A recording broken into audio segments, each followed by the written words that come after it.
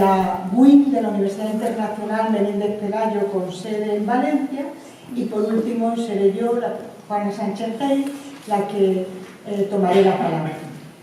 Procuraremos ser puntuales lo estamos siendo, pero respetuosos con el tiempo, para que haya un pequeño coloquio y para, como nos acaban de avisar de la organización, podamos irnos después al Congreso. Pues nada más, tiene la palabra la profesora Elena Luna. En primera instancia, quiero agradecer a las autoridades que han organizado este Congreso por la oportunidad de compartir con ustedes. Bien, se ha dicho que vengo de Argentina, soy puertorriqueña y jubilada de la Universidad de Puerto Rico. Actualmente afiliada también a la Universidad Dominica en Buenos Aires. El punto de partida, como también el punto final de mi presentación, realmente es la bioética. Uno se pregunta en qué medida la bioética está cumpliendo con su compromiso de armonizar ciencia, técnica, vida, respeto a la dignidad de la persona ante desafíos de gran actualidad.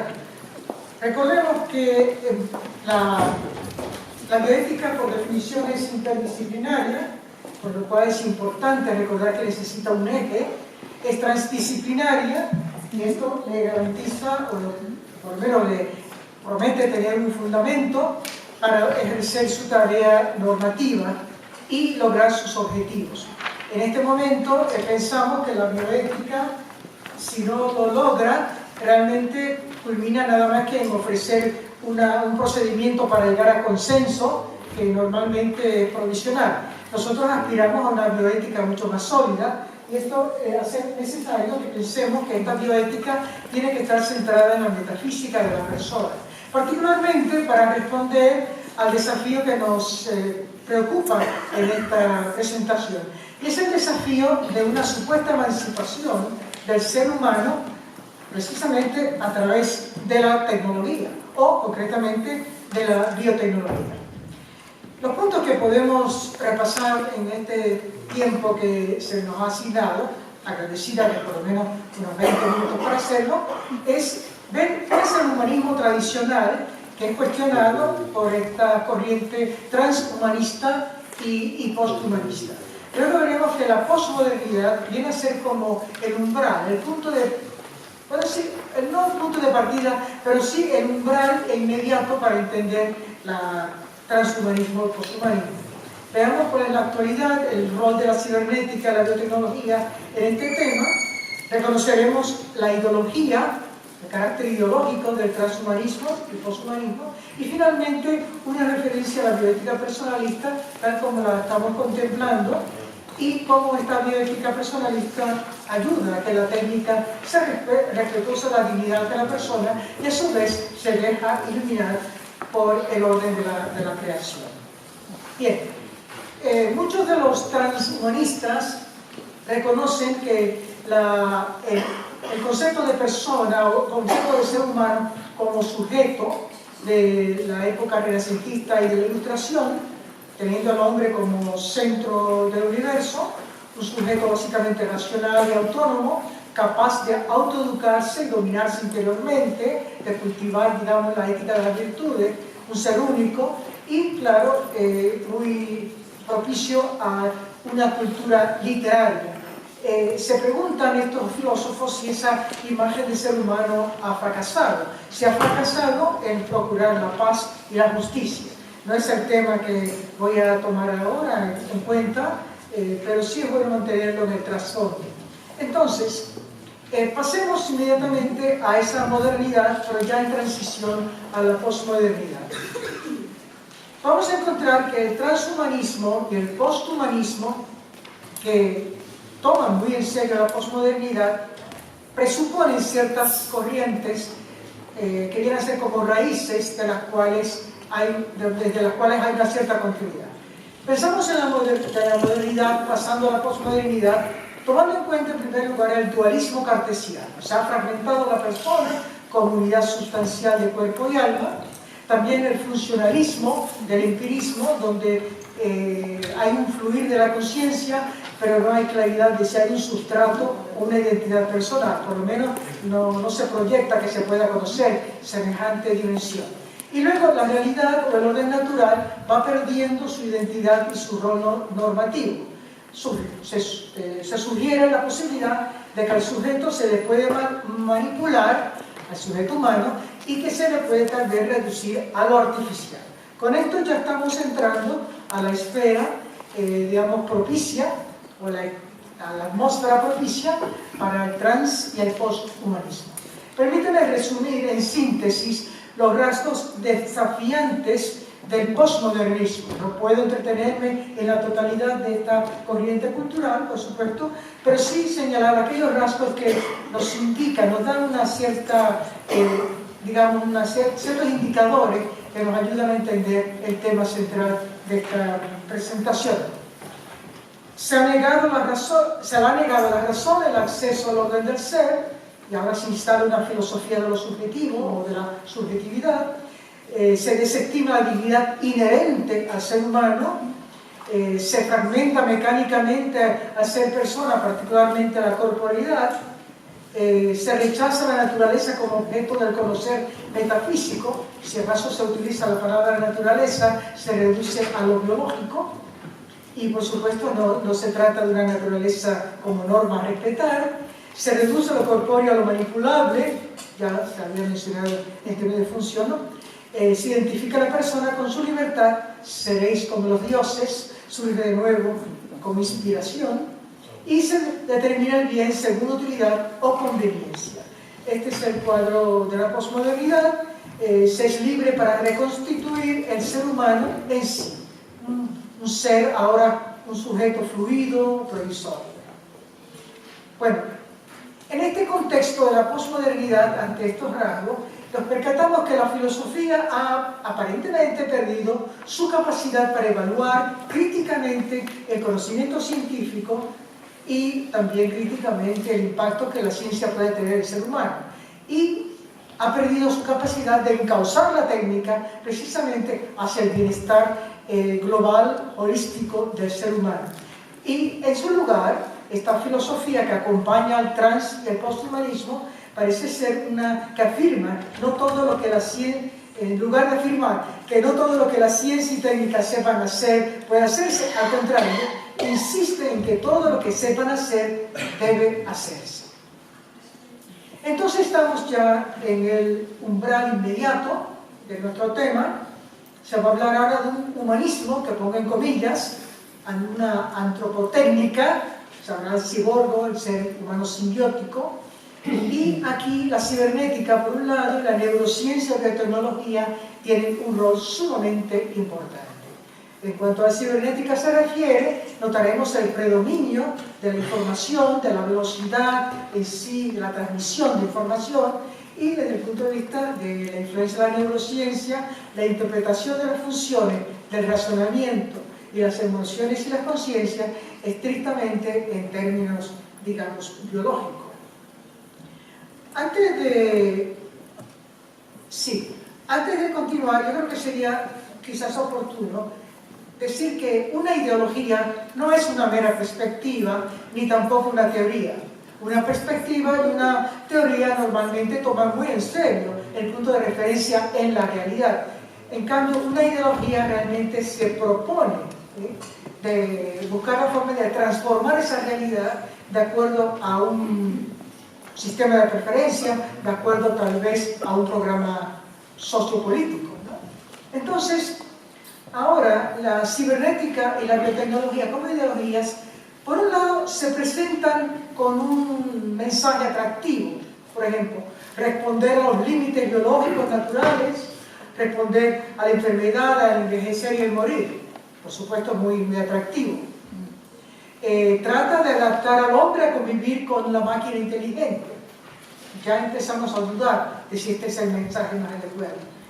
Y lo muy interesante es que se cambia la noción del sujeto, es decir, se va a definir al hombre, al ser humano, no en términos de el don, bien, valor fundamental de la vida, sino más bien por su rol en la informática.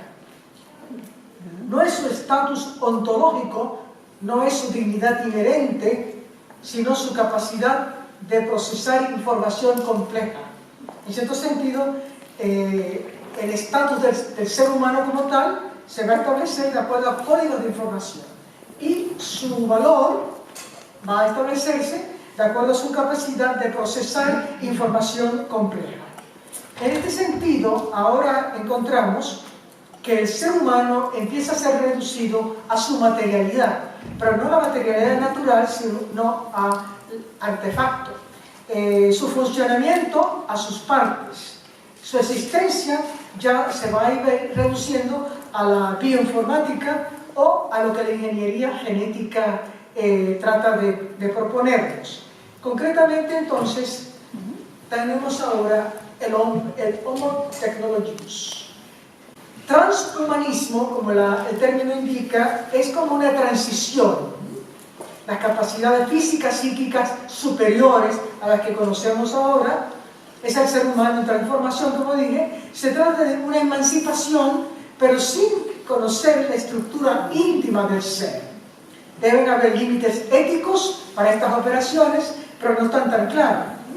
Y por supuesto la tendencia a sustituir lo natural por lo artificial. Esta transición trata de culminar en el posthumanismo. En cierto sentido, realmente estamos todavía en el trans, creo.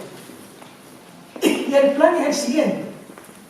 Tal vez vida superior a los 500 años, capacidades intelectuales 2 veces superiores a lo máximo conocido, engendrar copias de sí mismo, transferencia de la conciencia de memoria del cuerpo natural que conocemos a un cuerpo digital, a una computadora, el congelamiento post-mortem. Esto lo llamo yo la inmortalidad secularizada al máximo, o sea, donde sobrevivo no como persona, sino sobrevivo una dimensión, digamos, transformada en cibernética, de lo que quizás es parte de mi mente y mi conciencia, en un cuerpo, por decirlo así, digitalizado, ese tipo de inmortalidad.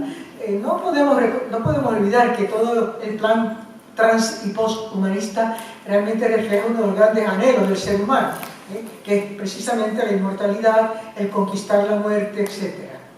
No me detengo en este momento a hacer referencia a la obra en Pitágoras de Platón, donde este tema surge como un inicio.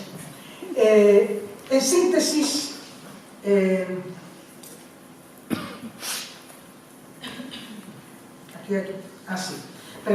los recursos que el posthumanismo tratará de emplear es la ingeniería genética, nanotecnología, biotecnología aplicada al cerebro en particular, fármacos que aporten el bienestar emocional según preferencia, terapias genéticas o métodos biológicos que bloqueen el envejecimiento celular, como dije ya, emigración de un cuerpo biológico a un sustrato puramente digital, inteligencia artificial con parte orgánica, ciborgo, la criopreservación y reanimación futura, que es la inmortalidad de la que hemos hablado. Entonces, ahora nos parece que el momento adecuado para presentar lo que la bioética personalista podría responder a este proyecto. En otras palabras, concebimos la bioética en un rol preventivo.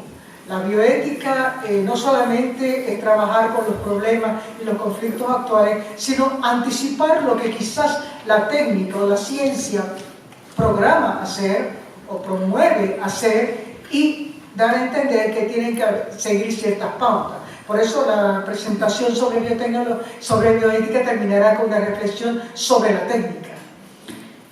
Pensamos que la fenomenología y la metafísica de San Juan Pablo II, también el personalismo elaborado por el cardenal de Grecia, y un filósofo español, Joaquín Manuel Burgos, y el pensar orgánico del padre José Kentenich, fundador del movimiento de Schoenstatt, resulta muy propicio para poder digamos, desarrollar lo que ahora solamente a largos rasgos o en pinceladas puedo mencionar. Se ha de hacer una descripción de la trascendencia e integridad de la acción humana. Comenzaríamos con la acción humana. Y esta necesariamente nos conduce a proponer o suponer como postulado necesario que hay un alma sustancial, como sustancia espiritual, intrínsecamente unida a una corporeidad correspondiente. Con lo cual, aquí ya empezamos a encontrar unas pautas para lo que se puede y lo que se debe hacer con el cuerpo humano, ¿no? Es un espíritu encarnado, el fundamento ontológico del ser persona humana. Y el ser humano, persona, en este caso estoy integrando naturaleza humana y persona, puede resumirse de la siguiente manera: es un ser único, no reducible, alma, principio espiritual, dignidad, distintivo inherente, receptivo de la verdad y los bienes objetivos, con una subjetividad capaz de autodeterminación, ya hemos señalado esa unidad estrictamente corporeal sexuada, y un ser relacional en comunión, no solamente en comunión con nuestros otros seres humanos, seres personas, sino ante todo con una trascendencia en el sentido estrictamente espiritual religioso. De ser así, esa bioética personalista, como la acabamos de sencillamente mencionar, puede ser un antídoto contra el monismo biológico, porque ahora estaríamos hablando de una estructura compleja integrada, con una dinámica interactiva de todos los niveles en la persona, orientada hacia la perfección, no dependiente de una técnica, y que es la medida de la cultura y no necesariamente producto de una cultura.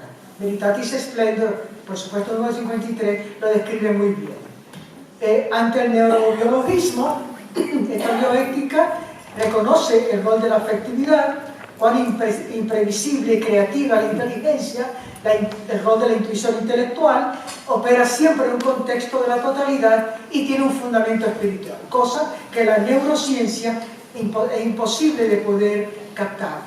Decíamos, creo que ayer, que se puede hacer un robot muy inteligente, muy capaz, en el orden estrictamente racional, pero sin sentimiento, sin afectividad.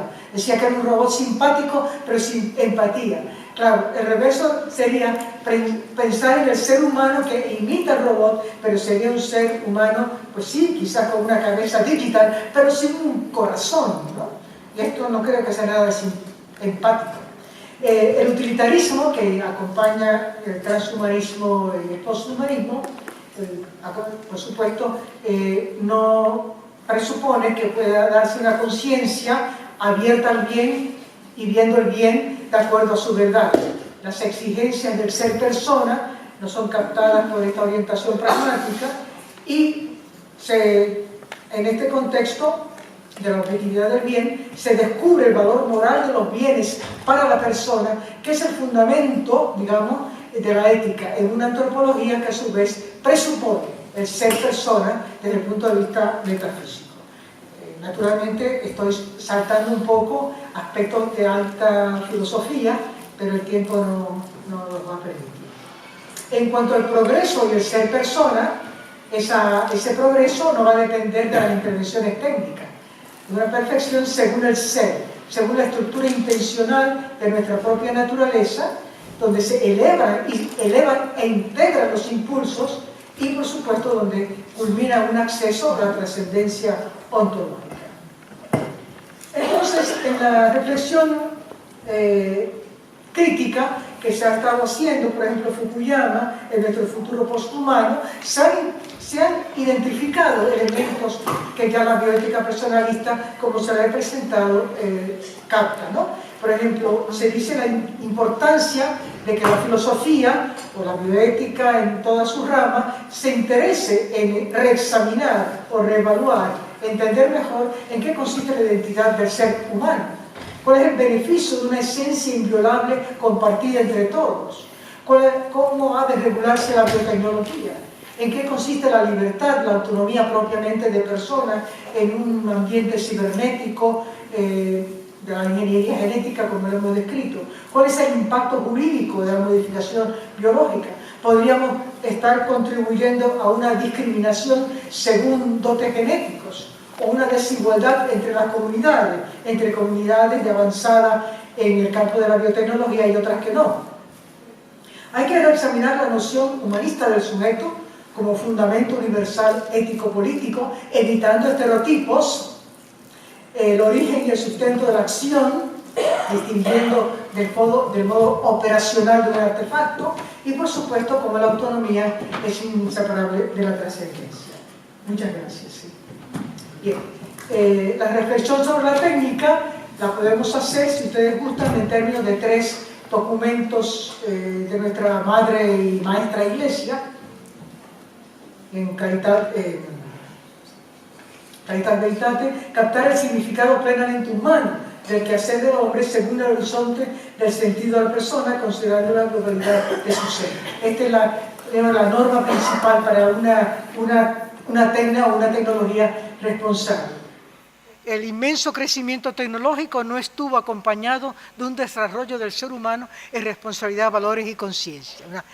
Una importante advertencia en Donum Vitae: apreciar el cuerpo como expresión visible de un alma espiritual y no como mera estructura dinámica biológica disponible a la investigación y manipulación utilitaria, ¿no?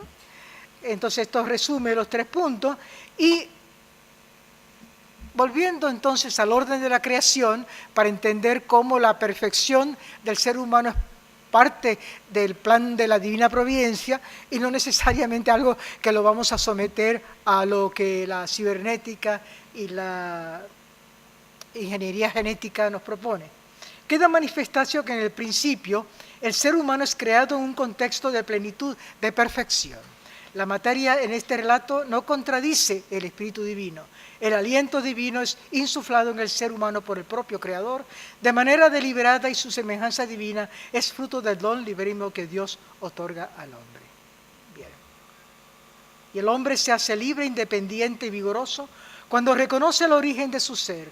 En esta perspectiva, la fe cristiana es una liberación porque Cristo le revela su verdad en el alfa y omega, una verdad que libera.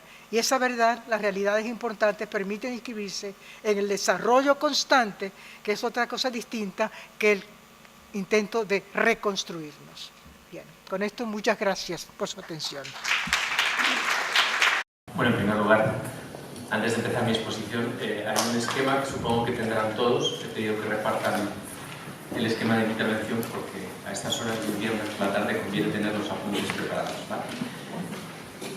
Yo, antes de comenzar, quiero dar las gracias a la profesora Juana Sánchez Gey, a la Fundación Rielo, a Ascensión Escamilla, por invitarme a participar en este congreso internacional que me parece tan interesante, y también a volver a esta casa que es la mía, donde yo fui durante 4 años profesor de metafísica, y volver a un congreso de metafísica en esta casa, pues a mí me hace mucha ilusión. Mi intervención lleva por título "De la persona al personalismo, un camino de ida y vuelta".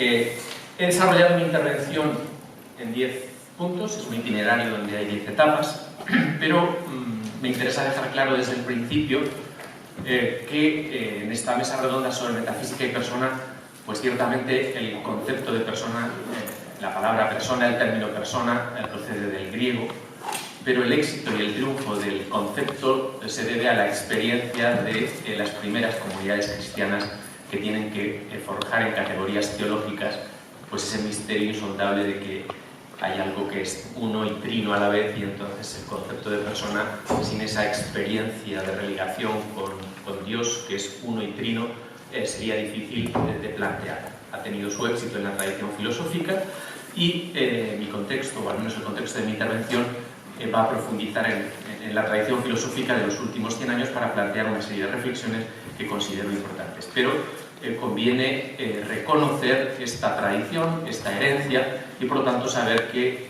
el triunfo del concepto de persona y el éxito que puede tener el término persona en realidad no ha surgido de cualquier tradición, y por tanto no procede ni de la ruta de la China, ni de Mao, ni de Lao Tse, ni de otra tradición. Bien, punto primero. Neuroética y biopersonalismo, actualidad de un concepto metafísico y moral. El término persona no es solo un término metafísico, sino que es un término también de una enorme potencia y complejidad moral. Por lo tanto, no estamos ante un concepto estrictamente ético o estrictamente metafísico, sino que estamos ante un concepto brutalmente filosófico, en virtud del cual vamos a poder construir una metafísica y una filosofía moral. ¿Por qué este concepto es actual? Ya se han dicho unas cuantas ideas y me parece que incidir en el transhumanismo no es el momento, pero yo quiero señalar 4. En primer lugar, es un concepto importante porque necesitamos mostrar una insuficiencia de la concepción naturalista de persona que la reduce a un conjunto de propiedades materiales, mentales, naturales, donde se separa el ser humano de la persona. Por lo tanto, hay que mantener el concepto frente a la simplificación posible. En segundo lugar, porque creo que debemos reconstruir la tradición de Zubiri, de Spellman, de cierta filosofía contemporánea, en la cual la formalidad y la actualidad van a ser categorías centrales y no solo la sustancia o el ser sustancial dentro de la tradición aristotélica.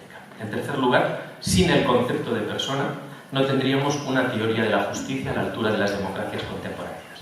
Recordemos que no es baladí que las teorías de la justicia rawlsianas se han construido partiendo de este concepto kantiano de persona y, por lo tanto, hablar de sociedad abierta y teoría de la justicia liberal es fundamental utilizar el concepto de persona.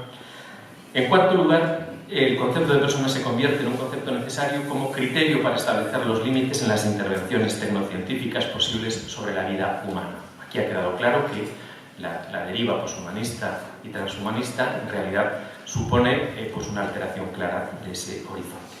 Y aquí quiero llamar la atención respecto a lo que llamamos tiempos de la posverdad y de la posmetafísica. No podemos defender un planteamiento posmetafísico por un lado y luego por otro lado querer recuperar el concepto de persona. Creo que es clave superar o criticar y revisar todas las tradiciones postmetafísicas, porque si no, no tiene sentido la crítica a la posverdad. Y por último, creo que el concepto de persona es el sujeto de derecho en la protección de la vida y lo convierte en la piedra de toque, es la piedra clave de la bioética y en general de las éticas aplicadas.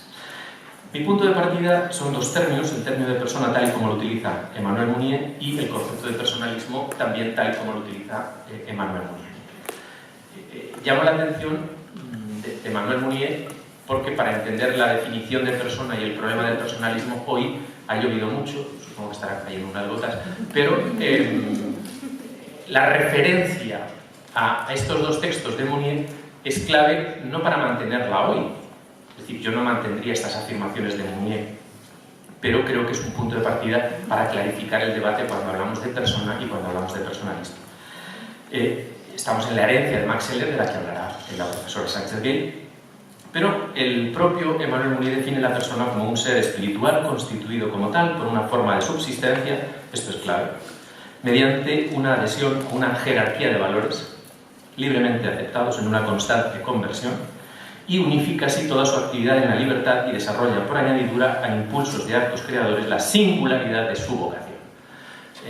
Aquí ya aparecen rasgos fundamentales de lo que en el manifiesto al servicio al personalismo, en qué es el personalismo, en todos los textos de Mounier se van a repetir muchas veces y van a ser claves en lo que sería la tradición personalista. Mounier define el personalismo, dice el personalismo es una filosofía, no solamente una actitud, pero es una filosofía y no es un sistema.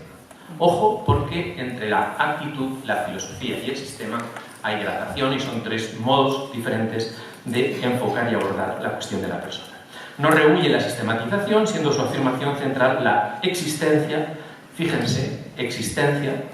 Estamos en un tiempo y en un momento en el cual Heidegger está reconstruyendo y está cuestionando la ontología tradicional desde una nueva tradición en la cual Zubiri también va a estar atento a este tipo de cuestiones y hoy pensar la persona requiere ser conscientes de esta reconstrucción que hace Max Scheler, que hace Heidegger, que hace, podríamos decir, también Zubiri, y por lo tanto no vamos a poder mantener igual el concepto de persona ni tampoco el término personalismo como tal. Dice, siendo su afirmación central la existencia de personas libres y creadoras, introduce en el corazón de esas estructuras un principio de imprevisibilidad que disloca toda voluntad de sistematización definitiva. Aunque hablemos por comodidad del personalismo, preferimos decir que hay personalismos en plural y respetar sus andaduras distintas.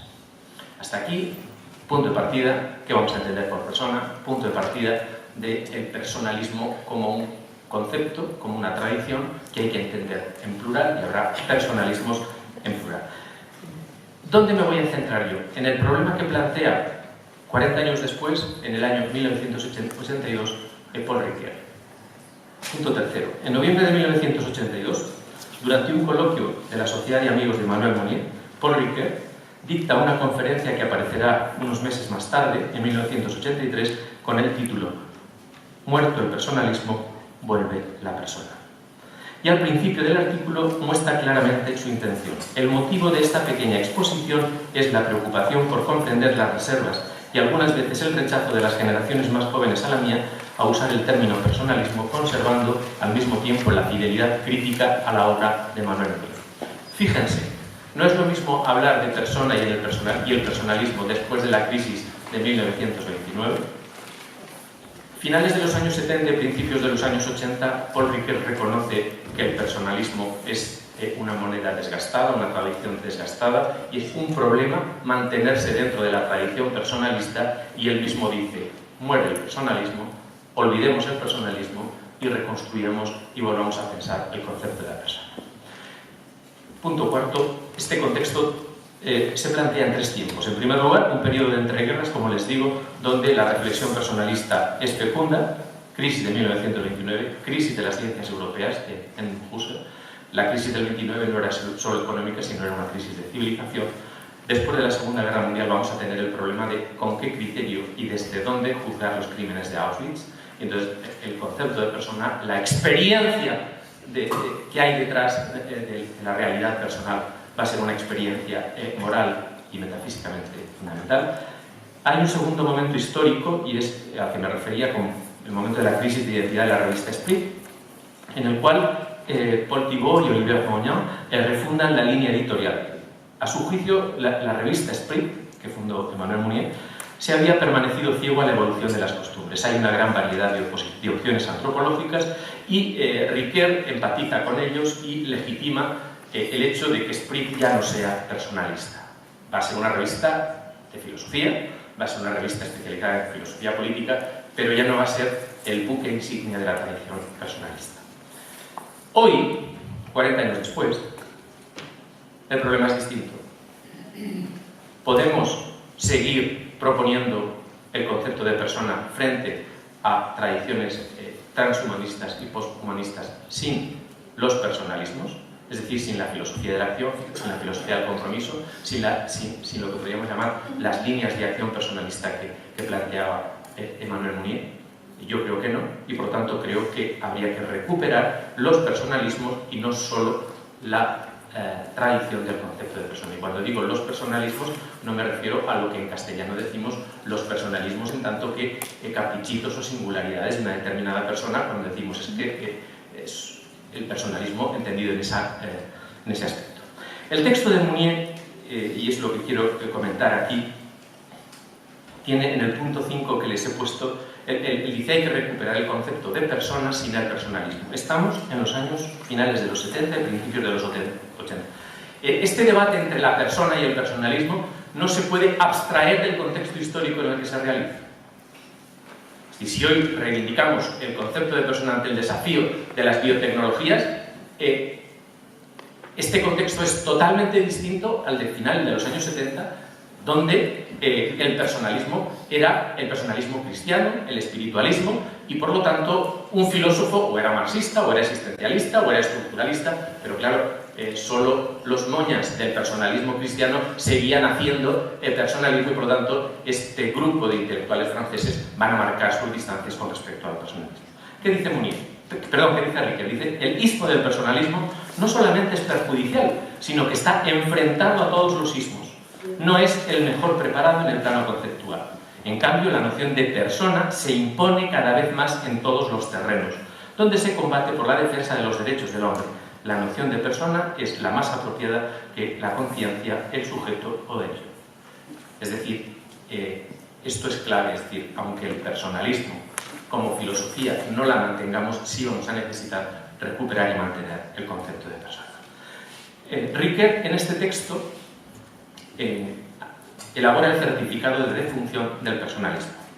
Bien, no lo deja muerto del todo, pero dice, en primer lugar, el personalismo no era lo bastante competitivo en la batalla del concepto. En segundo lugar, hay una constelación de personalismo, existencialismo y marxismo que ha sido barrida como ilusión, y hay variedades de un mismo humanismo.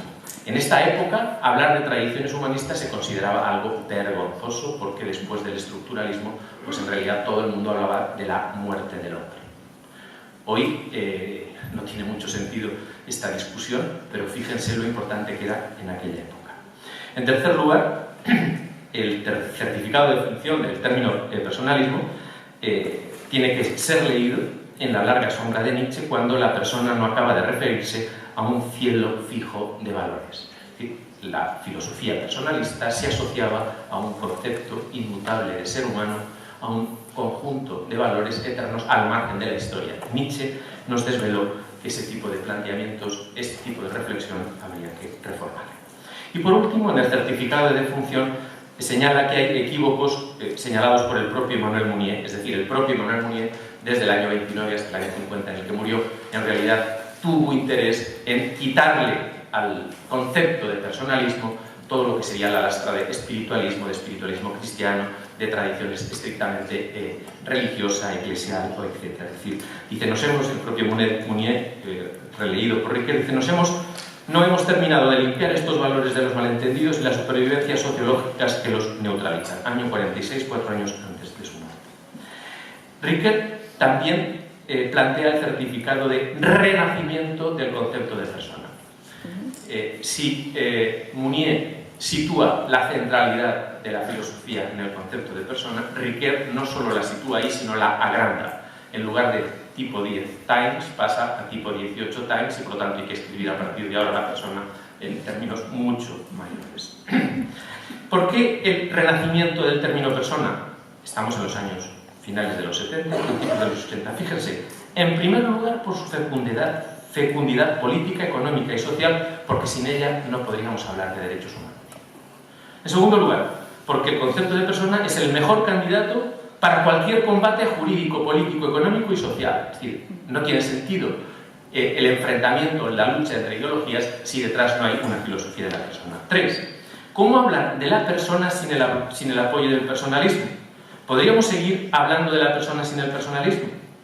Ahí Riquet da un paso atrás y vuelve a cambiar el tipo de letra y lo que la letra estaba en 18 ahora dice el personalismo no es una filosofía, no se aproxima al sistema, sino que es una actitud. Engagement, compromiso. Ahora no pensamos en términos de engagement, en términos de compromiso, en términos de militancia, pero en aquellos años era muy importante. Entonces, Mounier les va a recordar a estos filósofos, a este grupo de Riquet les va a recordar a estos intelectuales que se tiene que seguir siendo personalista como actitud. Fíjense lo importante que es esto de cara a entender la tarea de la filosofía, no en tanto que sistema cerrado, sino en tanto que modo de vida, modo de estar en el mundo, modo de afrontar la realidad. Y para ello, como actitud, dice, en primer lugar, teniendo en cuenta el concepto existencial de crisis. Ya el concepto de crisis no solo es un concepto económico, sino es un concepto existencial. Aquellos que no hayan estado en crisis existencial alguna vez, que levanten la mano. Es decir, la crisis ahora ya no es solo económica, sino es una crisis, podríamos decir, de existencia y de pacífica. En segundo lugar, reclama la necesidad de algo que va a ser claro, y es el discernimiento de la estructura de valores en el momento histórico. Recuerden, el Papa Francisco ha dicho que este año tiene que ser el año del discernimiento, verbo fundamental.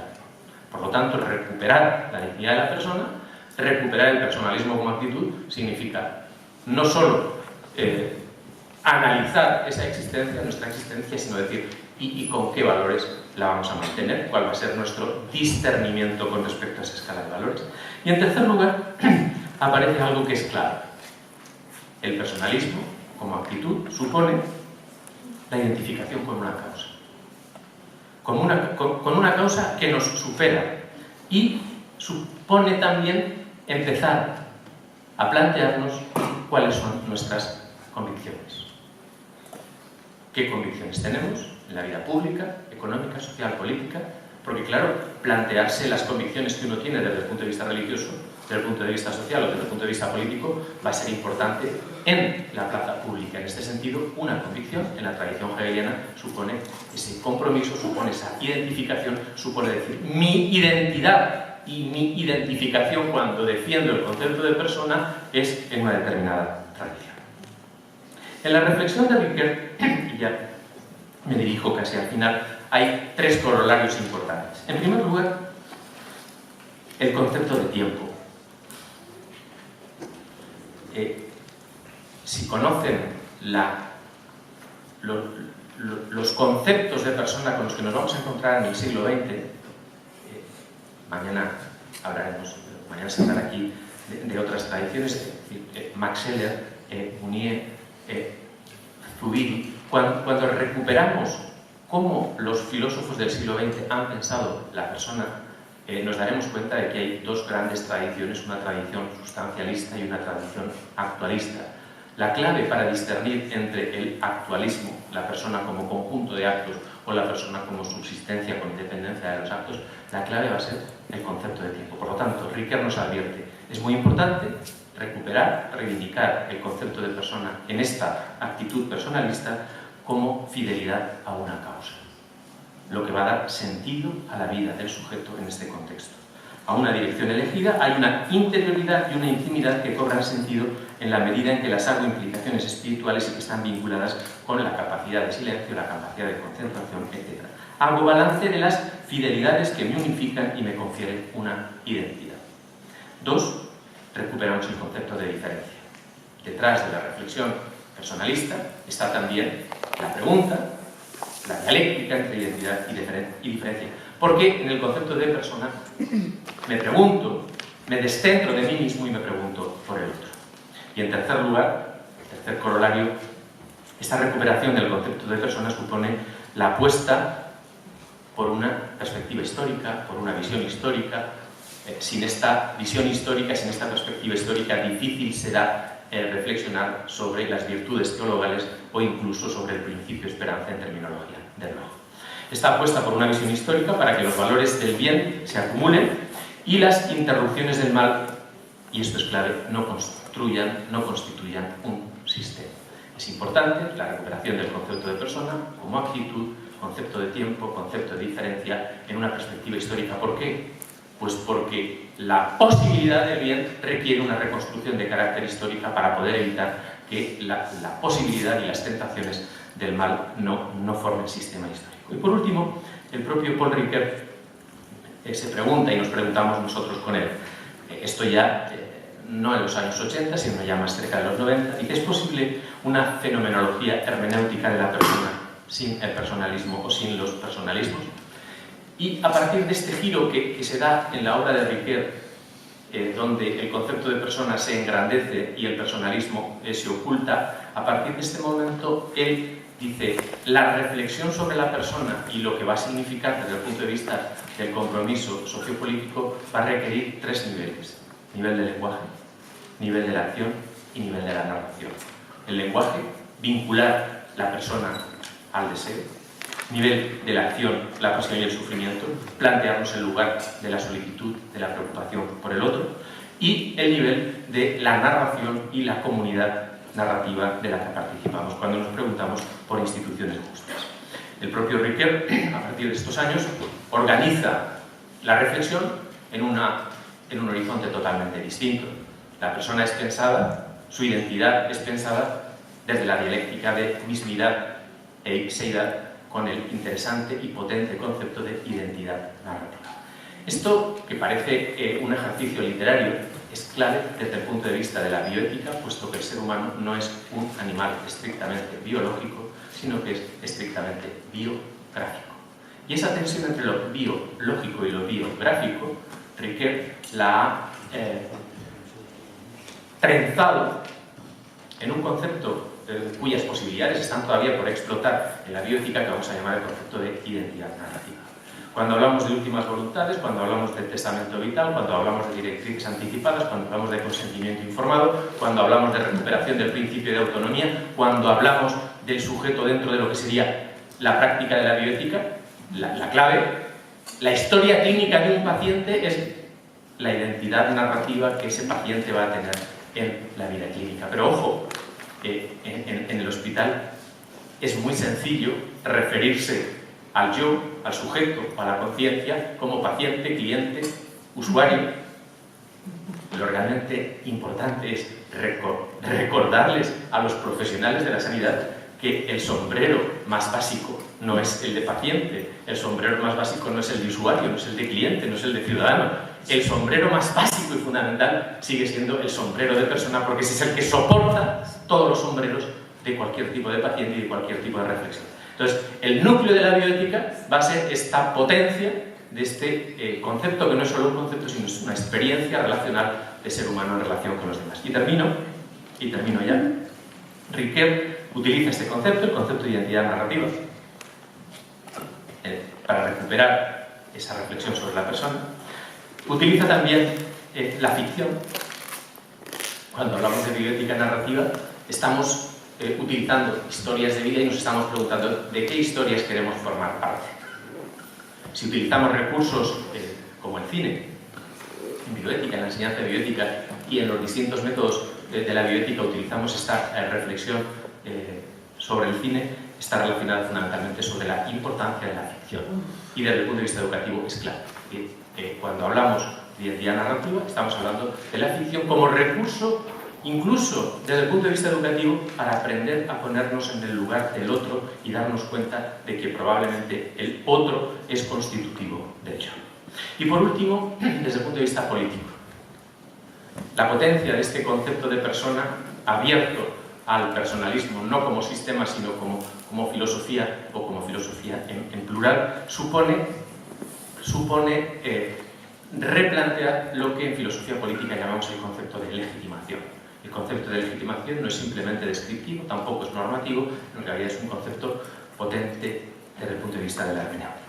Bien, Riquet habla de la promesa como posibilidad de categoría filológica y lingüística que nos permite recuperar esto.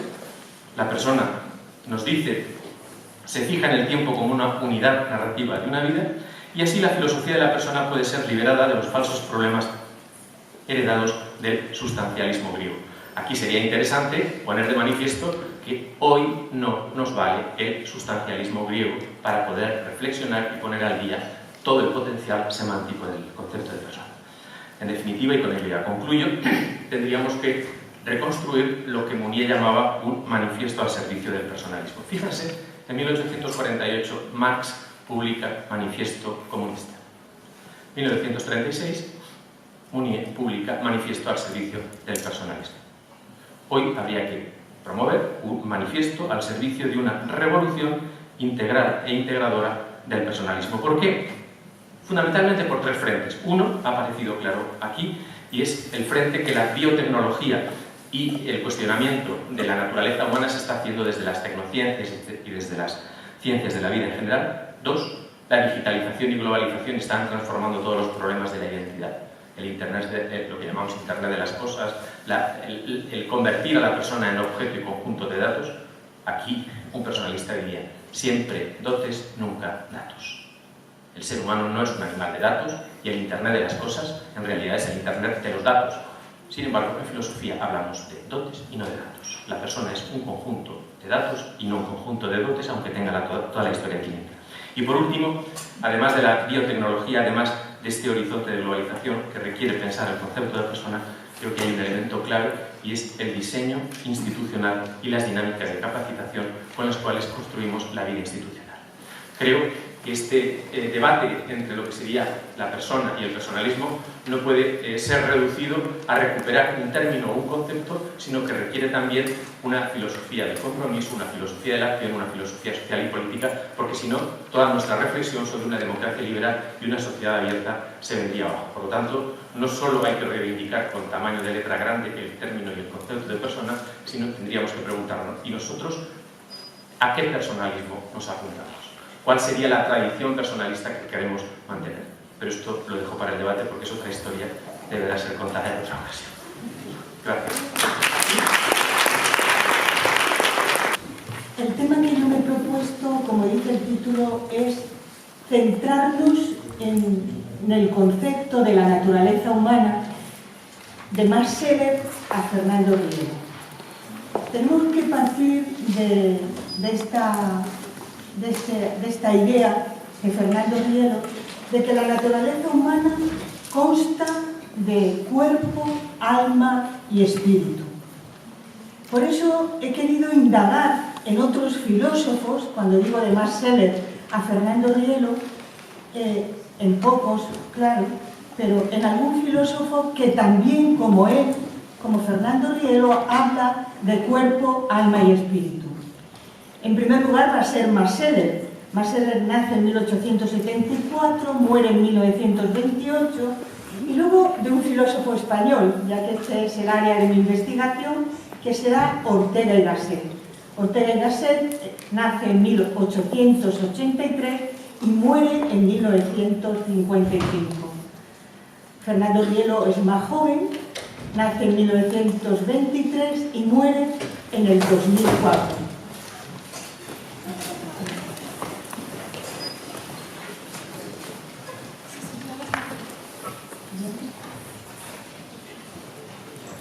Hoy ha sido un día de caídas, pero de levantadas también.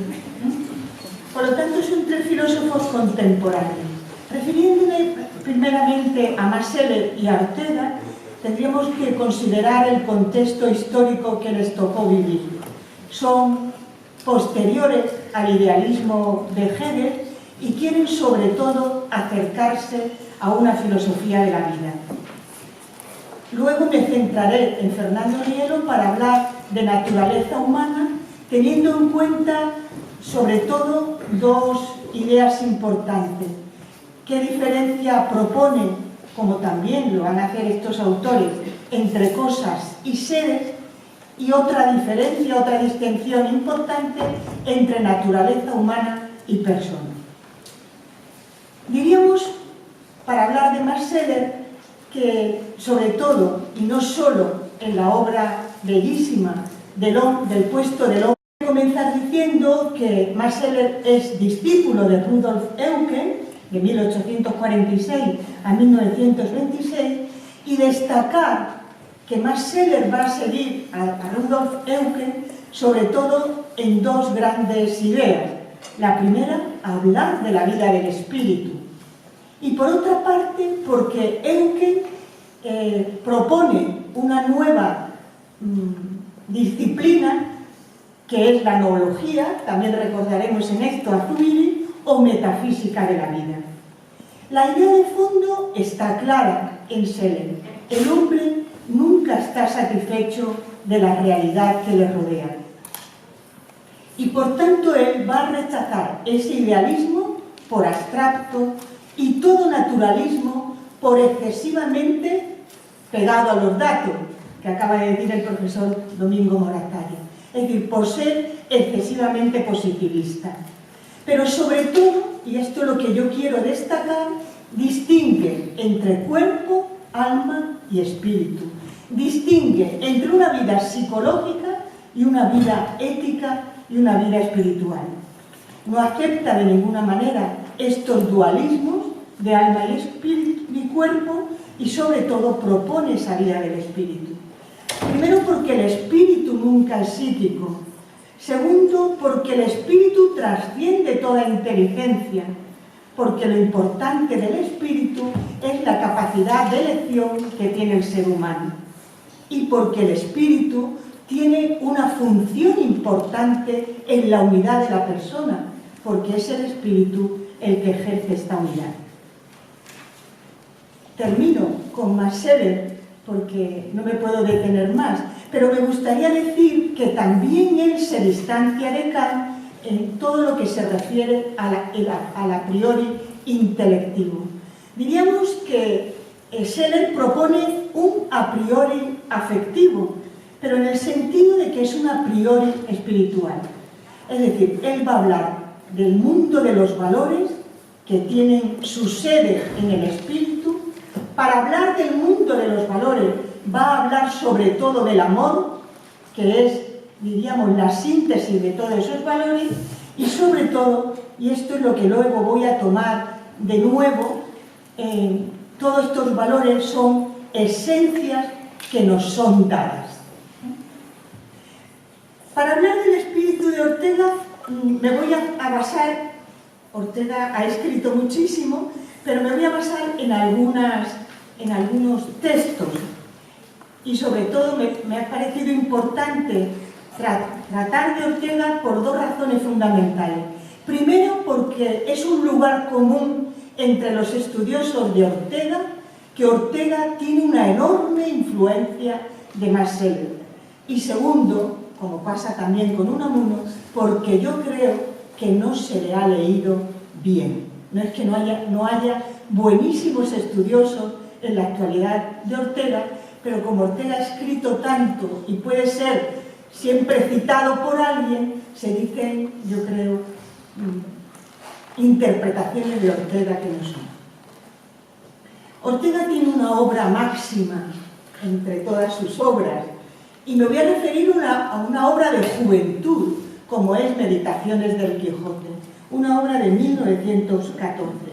Pero ya ahí Ortega distingue perfectamente entre cosas y ser, entre psiquismo y espíritu, y emplea estas palabras. Frente a las cosas es el sujeto una pura actividad, llámese alma, llámese conciencia, llámese espíritu. Eso que somos consiste en unas de actividades de las cuales unas se ejecutan y otras aspiran a ejercerse. 1915 escribe una obra titulada Sistema de Psicología y de nuevo vuelve a retomar estos conceptos. Y dice, por conciencia no se entiende alma.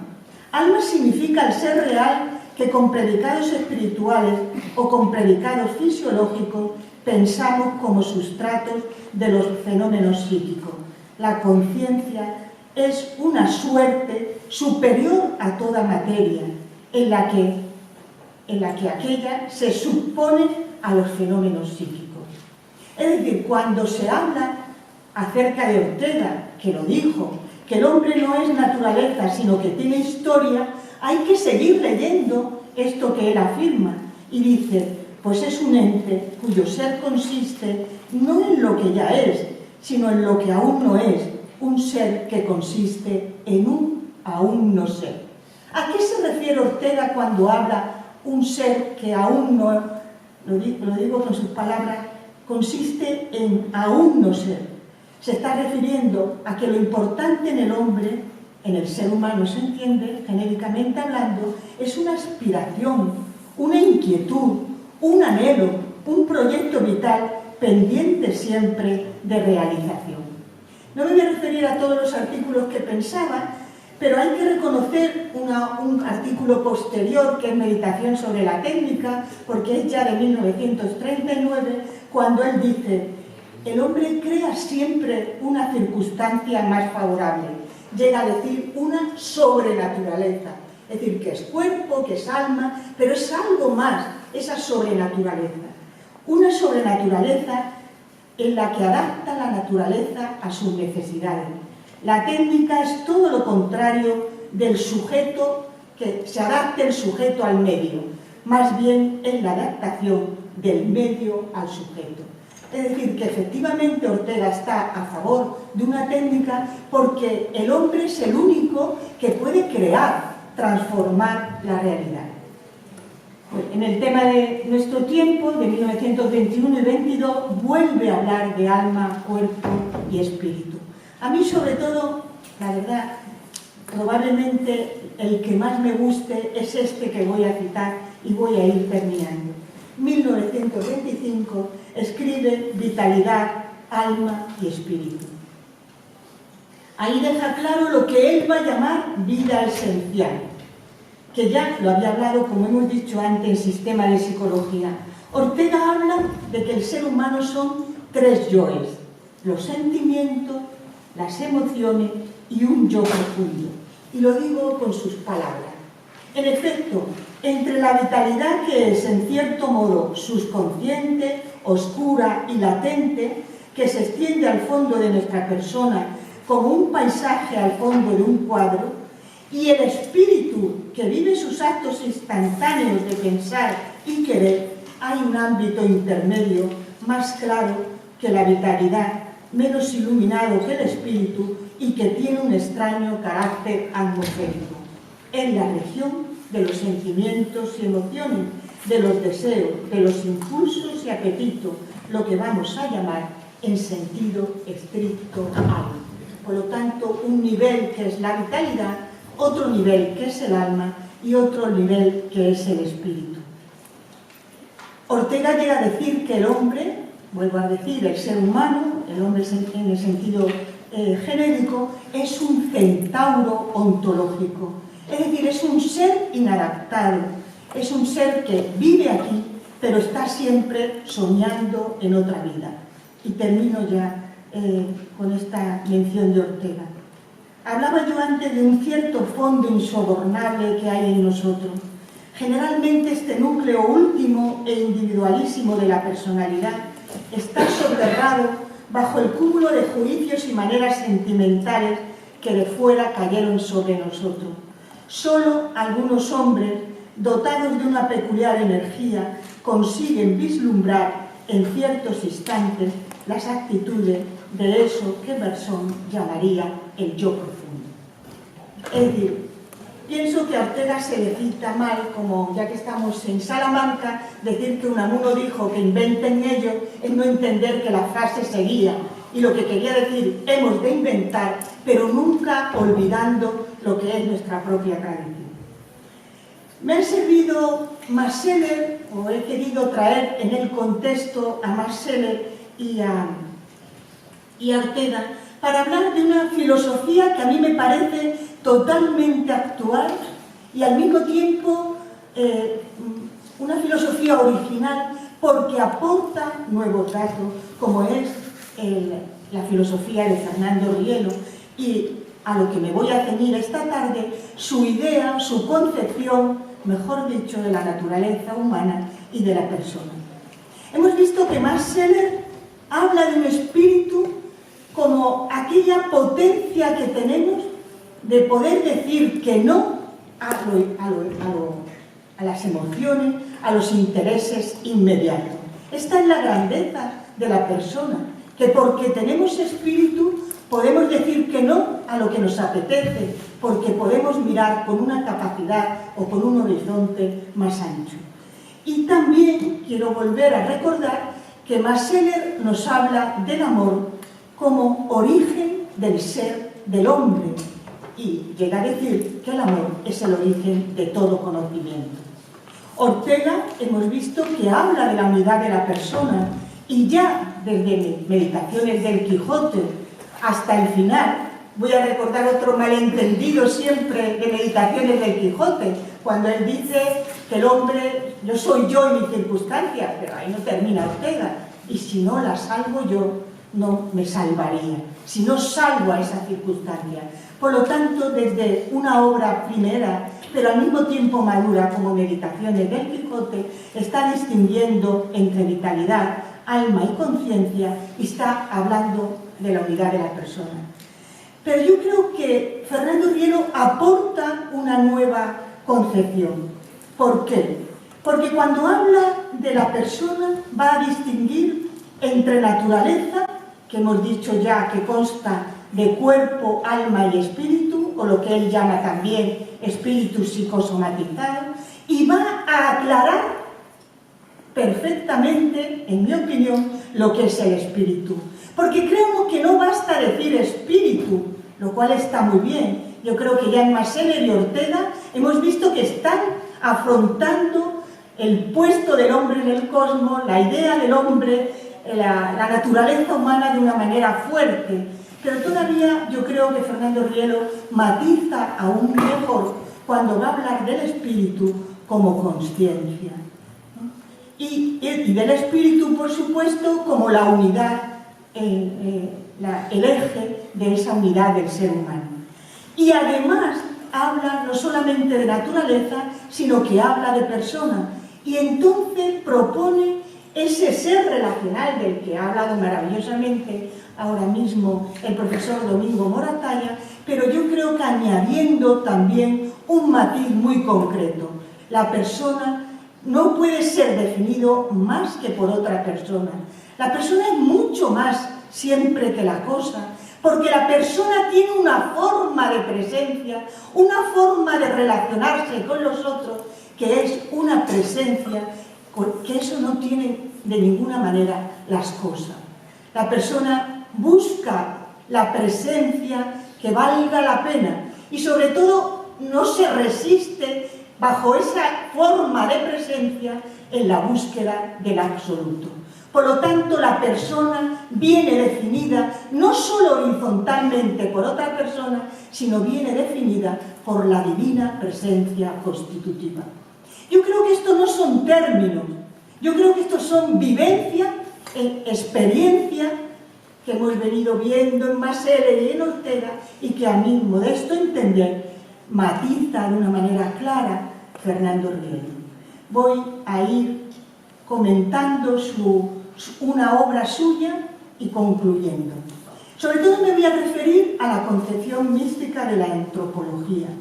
Ahí yo creo que es donde explica en qué consiste el espíritu, cuál es su estructura constitutiva, matiza esa distinción entre seres y cosas, que está en la tradición filosófica, pero le da un fundamento y explica también esa distinción que está en la tradición filosófica, pero yo creo que hace una verdadera estructuración, yo diría una geografía del espíritu para distinguir entre naturaleza humana y persona humana. Su propuesta es, porque parte del absoluto, una metafísica que estudie a ese absoluto. Y porque parte de la experiencia del ser personal, propone una ciencia a la que llama ontología o mística, o en esa obra que acabo de citar, concepción mística de la antropología.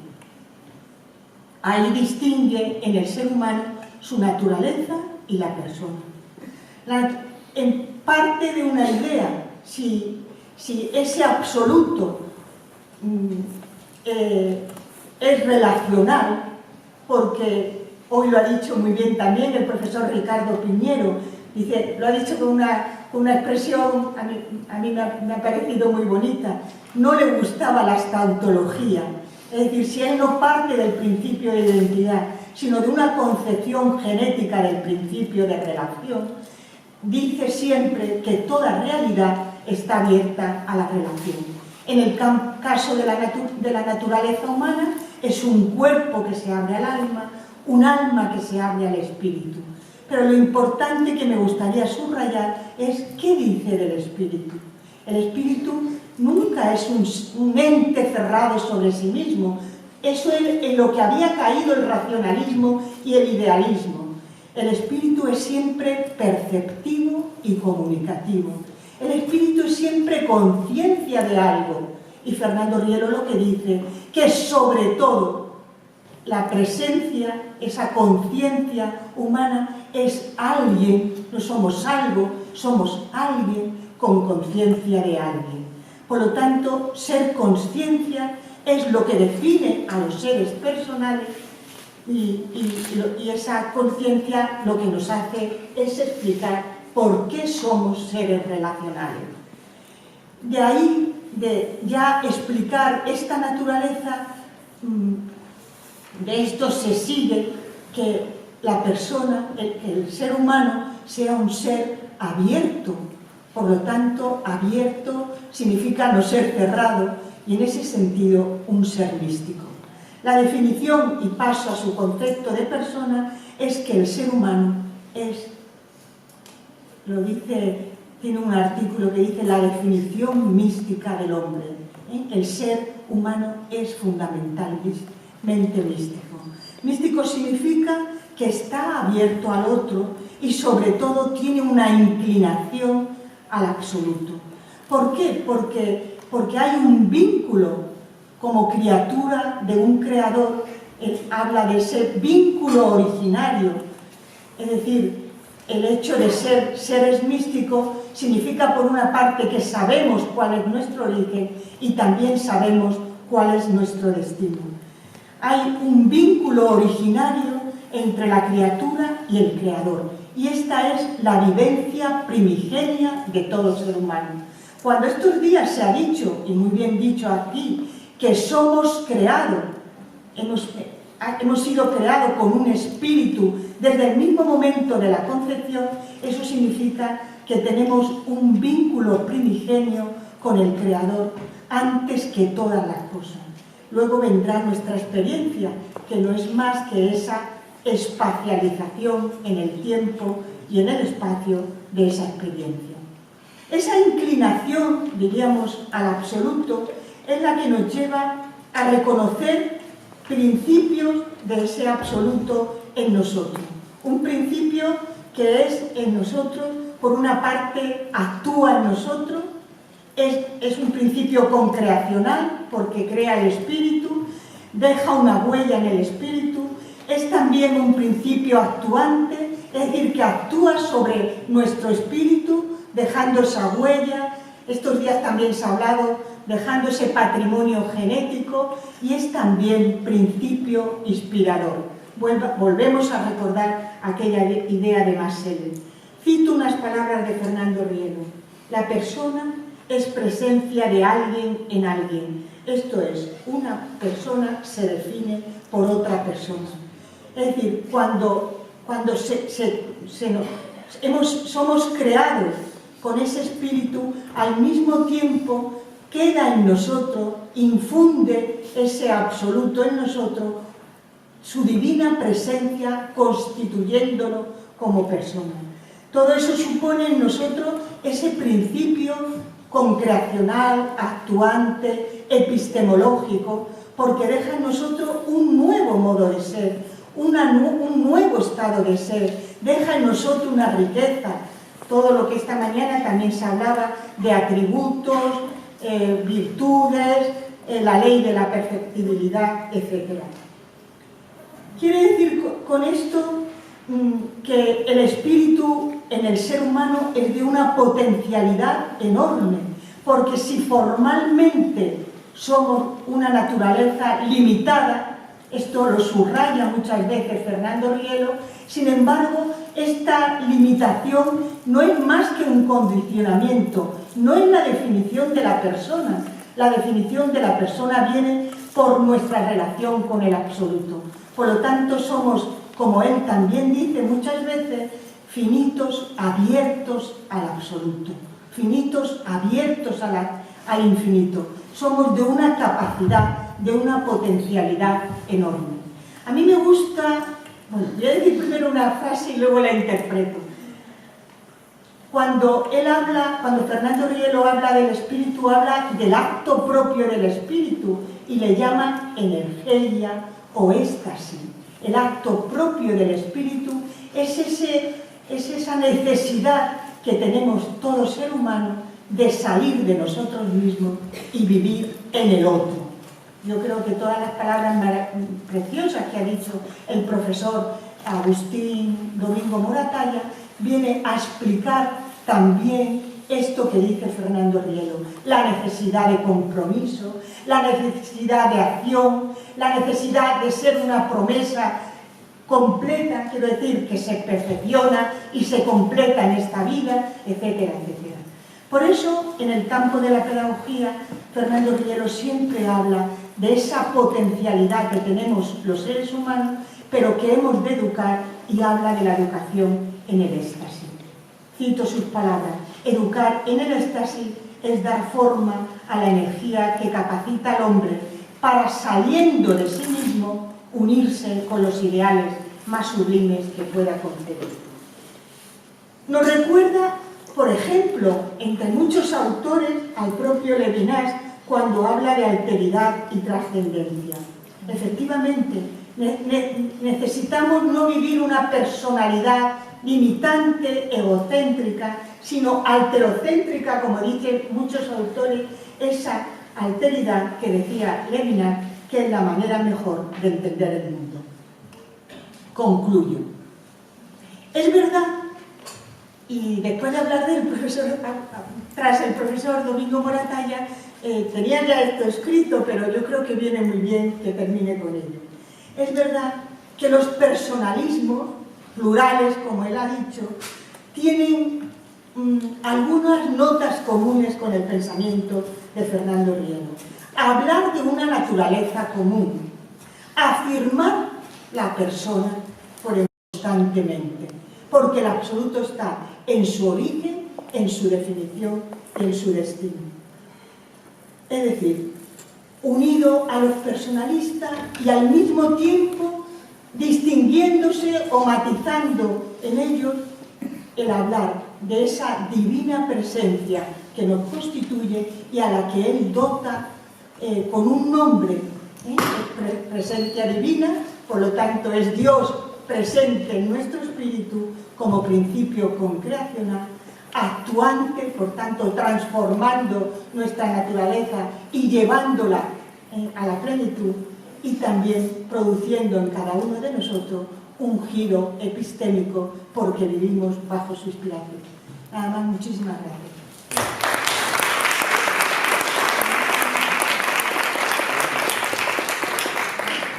Bueno, creo que de la organización nos han dicho que a -4 allí.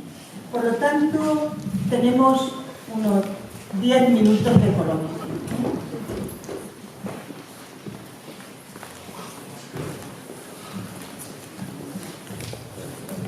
Bueno, muchas gracias. Una pregunta para el profesor Domingo Moratalla. En relación a la mención del llamado sustancialismo griego. Bueno, para empezar, podemos llamarlo griego y podemos precisarlo más porque, por ejemplo, Heráclito no es que fuera muy sustancialista, ¿no? Habría que precisar en ese sentido y en ese sentido restringir, porque no son todos los griegos, y por otro lado ampliar, porque el sustancialismo llamado griego pues ha durado mucho, pero más allá de esas cuestiones de historia de la filosofía, yo creo que no hacemos muy bien, no le hacemos un gran favor a la persona y al estudio de la persona, a la personología, podríamos decir, arrasando ya de modo tan definitivo como pretendía Paul Ricoeur con el personalismo, aunque luego tú lo recuperas y hablas de una pluralidad de personalismos, y tampoco creo que se pueda eliminar de un plumazo o minusvalorar la noción de persona, perdón, de sustancia, pintándola con esa noción un tanto peyorativa de sustancialismo. Y eso además se nota incluso en el concepto del querido Mounier, que es, aparte de que es muy largo, demasiado prolijo para ser una definición adecuada, en un momento dado hace depender la noción de persona de una cierta capacidad concreta de la persona. Y luego el propio Paul Ricoeur se refiere a la fidelidad. Es que hay que tener en cuenta que, aunque es cierto que la persona se va desarrollando y se va haciendo, la persona humana se entiende, la divina no, se nace persona. Entonces no podemos depender de otorgarle a la persona una cierta cualificación o una cierta serie de actos, como puede ser la racionalidad o la fidelidad, porque primero eso es falso y en segundo lugar destruimos la dignidad de la persona, que es intrínseca, que es inherente. Por tanto, si queremos estudiar y reivindicar el concepto de la persona, como he dicho al final, y en contra de lo que pretendía Ricoeur, hay que seguir reivindicando el personalismo, que obviamente tendrá sus ramas y sus matices, pero tiene también cierta unidad.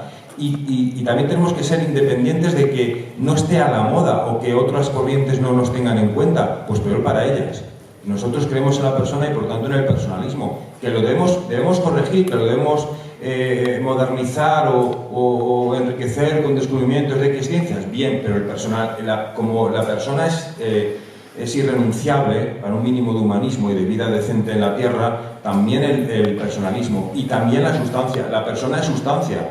Y yo creo que tampoco podemos aceptar esa dualidad entre las corrientes sustancialistas y las actualistas, creo que has dicho. Porque, a ver, el que actúa es algo, tiene que ser algo y por tanto es sustancia. Bueno, perdonad si me he alargado, gracias. Bueno, podríamos seguir por la tarde aquí discutiendo tú y yo, Pablo, respecto al concepto de sustancia y cómo ha evolucionado desde Heráclito hasta hoy, pero bueno, lo podemos coger luego en el café, no merece la pena.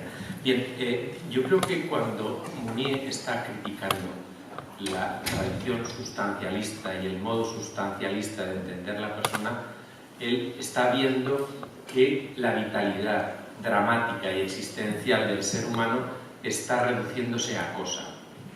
Se está reificando, se está cosificando, se está objetivando en el peor sentido de la palabra, y entonces él quiere marcar las distancias respecto a ese modo de entender la sustancia en tanto que cosa, en tanto que objeto. Entonces él quiere marcar esa frontera, decir, bueno, hay otro mundo distinto, y entonces si cogemos la tradición de Boecio para poder reflexionar y utilizar el concepto de sustancia, pues no nos vale. Entonces tenemos que ciertamente repensar la sustancia, repensarla, pero esto nos va a llevar también a preguntarnos y plantearnos por cuál es el tipo de ontología con la cual describir el conjunto de seres dentro de los cuales está la persona, pero abrimos otra derivada que yo creo que nos puede dar para otro congreso. Entonces yo simplemente matizo el concepto de sustancia, evitar la reificación y evitar un concepto cerrado que en aquella época y en aquellos años era particularmente importante porque estaban haciendo la psicología, se estaban desarrollando la psicología, y ahí había una fuerte tendencia por parte de la psicología a convertir al ser humano en objeto de experimentación, en objeto moderno al nivel de las cosas. Entonces ahí había que marcar la diferencia. Arantxa.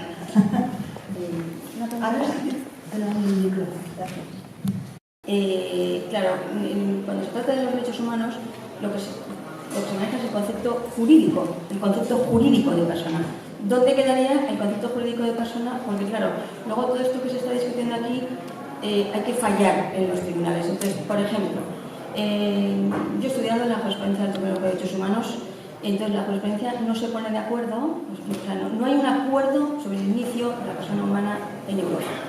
Y esto tiene muchísima trascendencia en muchísimos temas de bioética, por ejemplo, qué se va a hacer con el más de 1 millón de embriones congelados que hay en las clínicas de Europa, o sea, muchas cosas sobre las cuales los tribunales deben de fallar. Entonces, ¿dónde quedaría? Porque el concepto jurídico de persona, en España, el entero desprendimiento del seno materno y las cosas es mucho más restrictivo. Entonces, ¿cómo podemos, es mi preocupación de la jurisprudencia estudiada, llevar lo que estamos hablando aquí a una reflexión a las instituciones europeas, no sé. Bueno, yo creo que tú mismo lo has planteado, las tradiciones jurídicas no están cerradas, sino que nos ofrecen distintas interpretaciones del concepto de persona, y en función de tribunales y jueces, pues en realidad aparecen elementos importantes.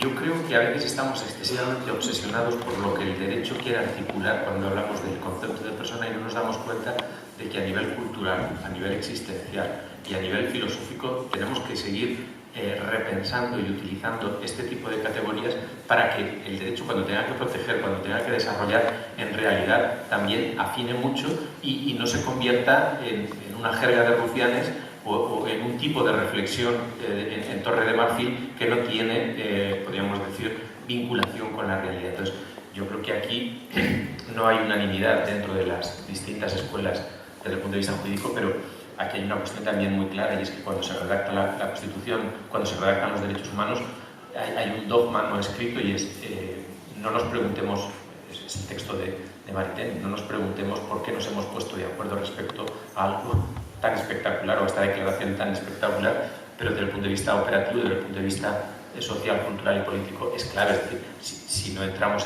en ese nivel, luego va a ser muy difícil que quien interpreta las leyes vaya en una dirección u otra. Entonces no podemos pensar que el derecho es pura formalidad y las sentencias se aplican solas y no se tienen en cuenta luego las tradiciones sociales, políticas y culturales. Entonces, para que los jueces afinen y protejan como creemos que deben proteger al ser humano y a la persona, pues en realidad el debate cultural, el enriquecimiento cultural y lo que podríamos llamar la apelación a cierta conciencia moral de la humanidad es fundamental, y no podemos cesar en ese empeño con independencia de un tribunal u otro.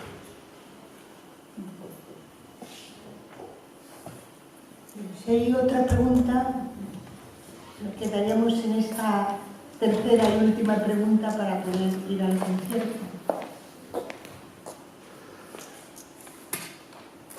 Bueno, pues entonces muchísimas gracias y buen concierto.